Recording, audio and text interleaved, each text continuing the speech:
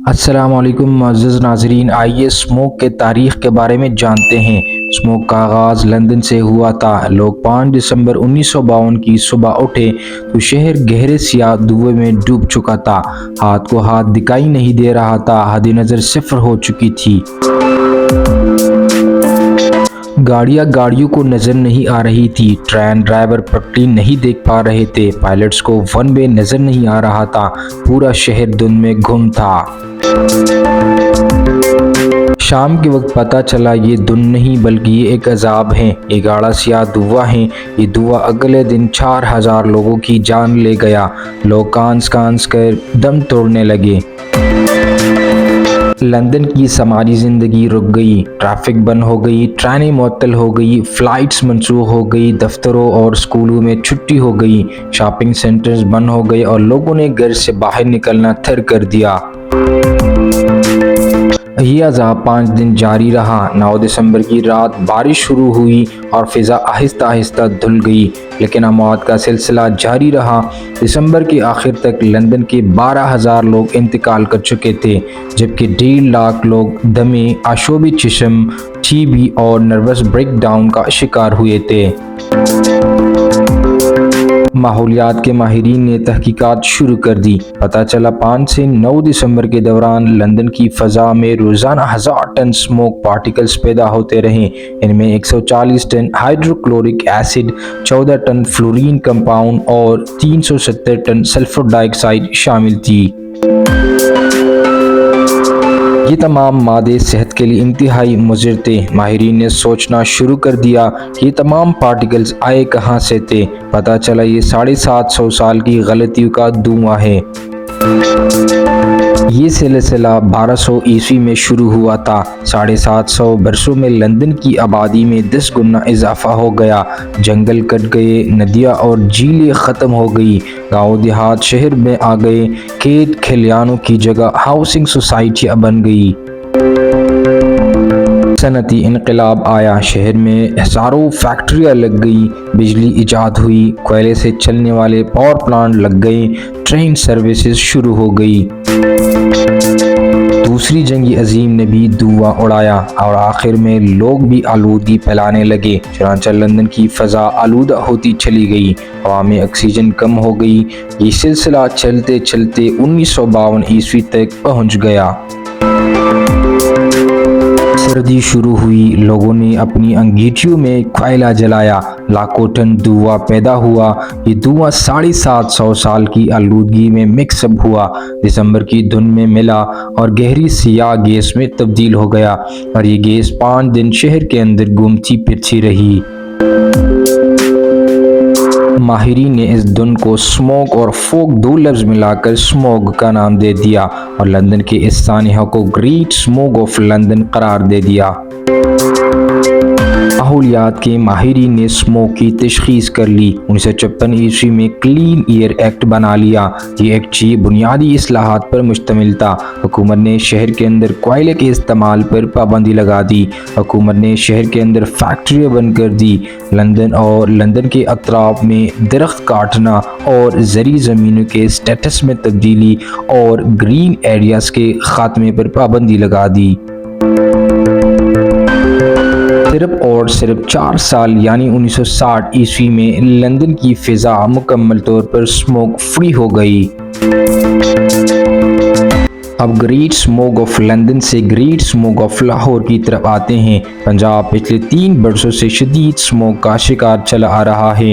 नवंबर के महीने में लाहौर, बहावल नगर और फैसलाबाद जहरीली धुंध में गुम हो जाते हैं।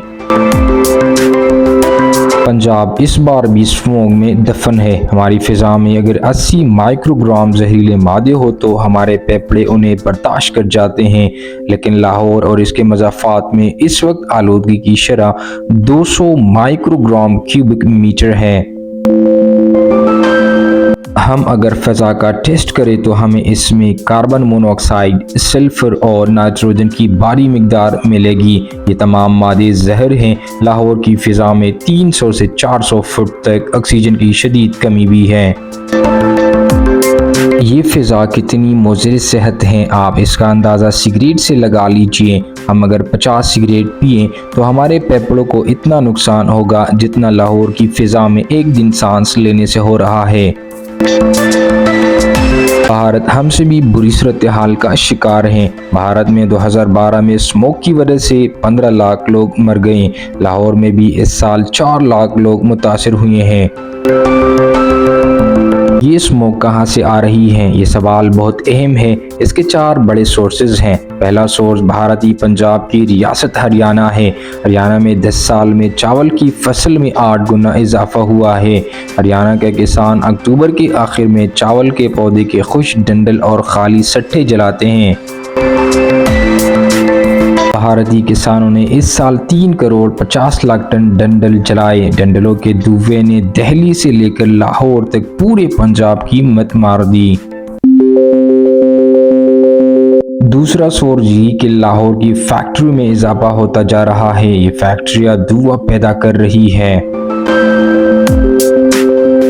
तीसरा सोर्स हुकूमत ने लाहौर के गर्दनवाह में दर्जन के करीब बड़े पावर प्लांट्स लगाए। बिजली का इशू तो ख़त्म हो गया लेकिन फ़ज़ा आलूदा होती चली गई। चौथा सोर्स गाड़ियां हैं। लाहौर में 10 लाख गाड़ियां हैं। हमारे पेट्रोल का मायार भी इंतहाई पस्त है, चुनांचा ये गाड़ियां चलता फिरता स्मोग है। इन चारों सोर्सेज के अलावा भी सोर्सेज हैं। लाहौर में टायरों को जलाकर तारे और तेल हासिल किया जाता है। शहर में टायर जलाने वाले सैकड़ों अहाते हैं और सियालकोट रीजन में भी इस मौसम में मोमजी की बाकियात जलाई जाती हैं। लाहौर की आबादी भी तेज़ी के साथ फैल रही है। मज़ाफ़ात में जंगल, कीट और कल्याण भी ख़त्म हो रहे हैं और देहात भी। हम अब सब्जियां, फल और अनाज भी चीन से दरामद कर रहे हैं। हम अमरूद, तरबूज, आड़ू, कीनू और आम भी दरामद कर रहे हैं। चुनांचे लाहौर तेजी से स्मोग में डूबता चला जा रहा है। हमें ये भी मानना होगा कि तरक्की इंतहाई अहम है। हमें ये भी मानना होगा कि लाहौर इस वक्त मुल्क का सबसे खूबसूरत और तरक्की याफ्ता शहर बन चुका है। इस स्मोक का एक ही हल है कि फौरी तौर पर क्लीन पंजाब का मिशन बनाए, फिजाई आलूदगी की वजूहात तलाश करे, इस्लाहात करे, असम्बली से मंजूरी ले और लाहौर को लंदन की एस्प्रेड से साफ करना शुरू कर दे। लाहौर और इसके गर्दनवाह में असली शजरकारी कराए, फैक्ट्रियाँ बाहर शिफ्ट कराए, गाड़ियों की तादाद कंट्रोल करे, पेट्रोल का मयार बेहतर बनाए, कूड़ा, टायर और कोयला जलाने पर पाबंदी लगाए और दरख्त काटने की सज़ा मुतय्यन करे। हुकूमत क्लीन ईयर लंदन एक्ट से भी मदद ले सकती है और ये भूटान मॉडल को भी स्टडी कर सकती है और ये बच्चों के सिलेबस में माहौलियात का मज़मून भी मुतारिफ करा सकती है। ये इक़दामात ज़रूरी हैं, वरना दूसरी सूरत में पंजाब बिलखुसूस लाहौर एक तरक्की याफ्ता कब्रिस्तान बन जाएगा। तालीमी इदारे बंद करना स्मोक का हल नहीं, बल्कि तालीमी इदारे बंद करने से इस मुल्क के नौनिहालों को नाकाबिल तलाफ़ी नुकसान होगा, जो स्मोक के नुकसान से कहीं बढ़कर होगा।